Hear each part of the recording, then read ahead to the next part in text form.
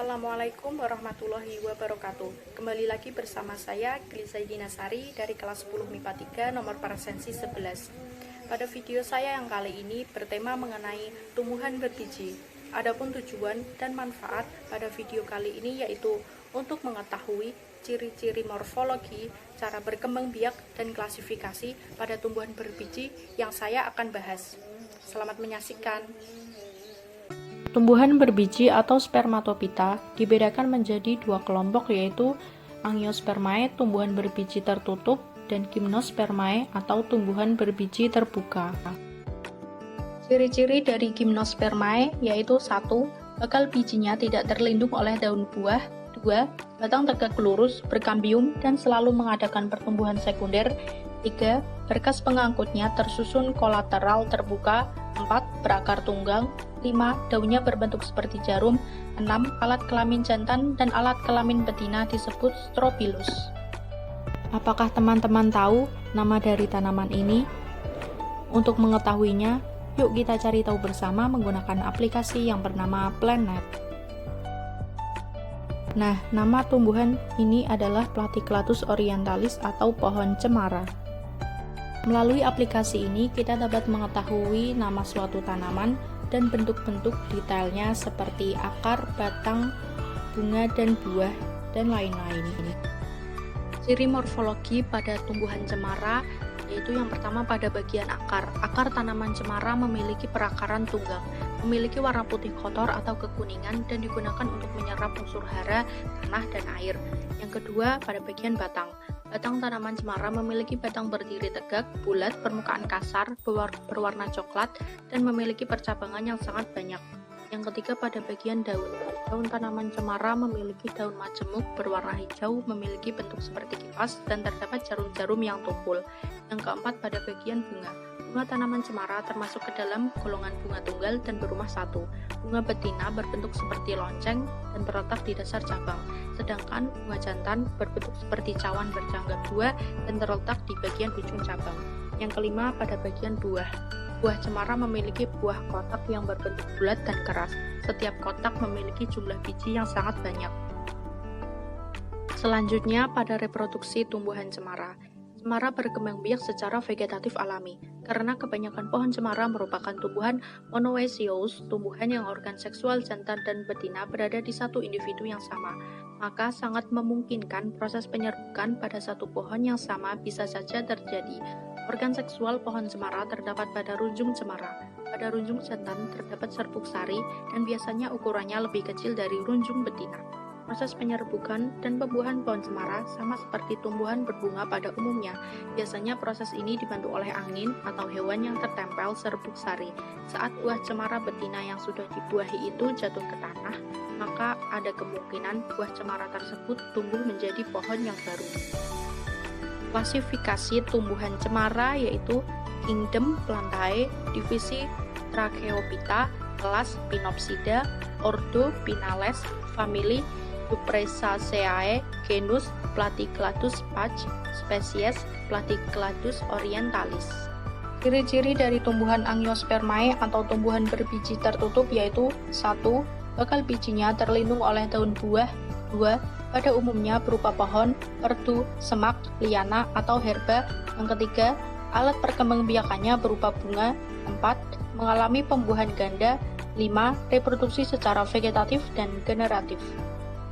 Tanaman pisang adalah tanaman Angiospermae kelas monokotil. Tanaman pisang memiliki nama ilmiah Musa paratisiaca. Dengan aplikasi Planet, kita dapat mengetahui bagian-bagian dari pisang dengan jelas seperti berikut ini.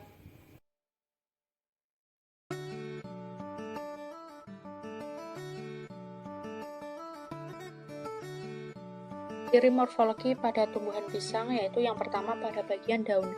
Helaian daun pisang terbentuk lancet, memanjang yang letaknya tersebar dengan bagian bawah daun tampak berlilin. Daun ini diperkuat oleh tangkai daun yang panjangnya antara 30-40 cm. Yang kedua pada bagian akar. Tanaman pisang mempunyai perakaran serabut dengan berpusat pada bonggol pisang. Perakaran pisang tidak terlalu dalam masuk ke dalam tanah sehingga tanaman pisang mudah roboh jika tanah bertekstur gembur pada bagian bonggol tumbuh tunas baru. Yang ketiga, pada bagian bunga.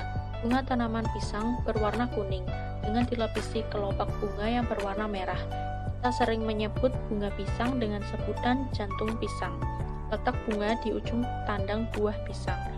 Yang keempat, pada bagian buah. Buah pisang mempunyai warna kuning saat matang dan hijau di saat masih mentah. Buah pisang terletak pada sisir tanaman yang menempel pada tandan pisang. Setiap sisir terdapat 10-20 buah pisang, sedangkan setiap tandan memiliki 6-20 sisir pisang. Selanjutnya, reproduksi tumbuhan pisang, yaitu pisang berkembang biak dengan cara bertunas. Tanaman pisang akan memunculkan tunas di sekitar dari tanaman induknya. Tunas inilah yang bakal menjadi tanaman pisang baru nantinya. Kita bisa mengambil tunas pisang ini untuk ditanam di tempat lain dan menghasilkan tanaman pisang baru.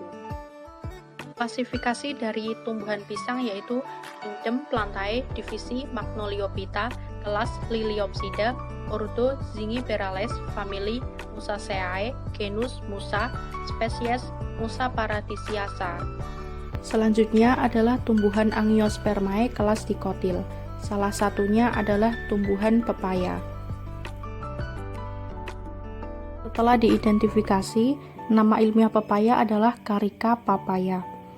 Di aplikasi ini kita juga bisa melihat bagian bunga, daun, buah, batang dari tumbuhan pepaya ini.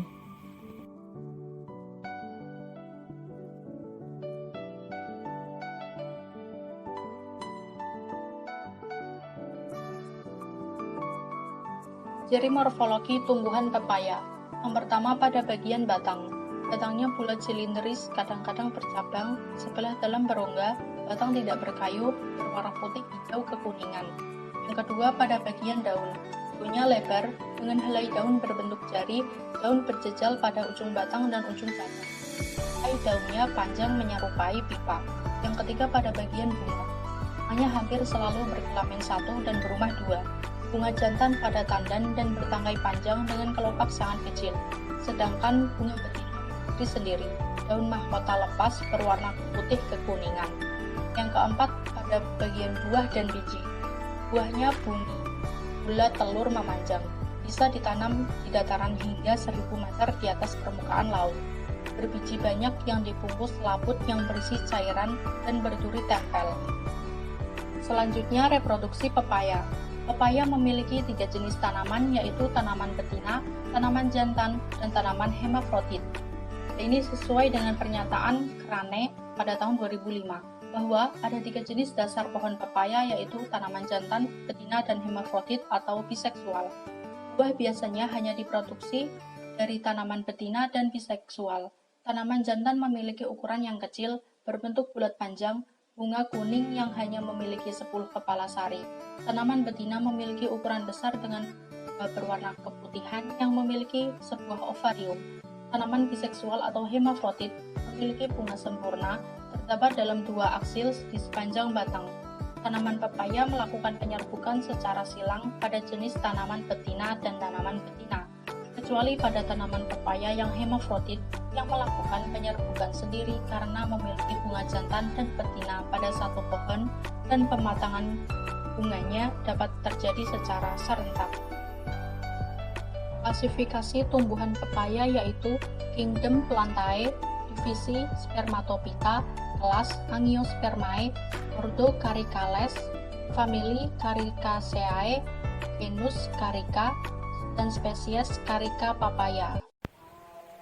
Kesimpulan yang dapat diambil pada video kali ini yaitu kita dapat mengetahui jenis kelompok pada suatu tumbuhan berbiji dengan mengidentifikasi ciri-cirinya, lalu membandingkannya dengan ciri-ciri Angiospermae dan Gymnospermae itu sendiri.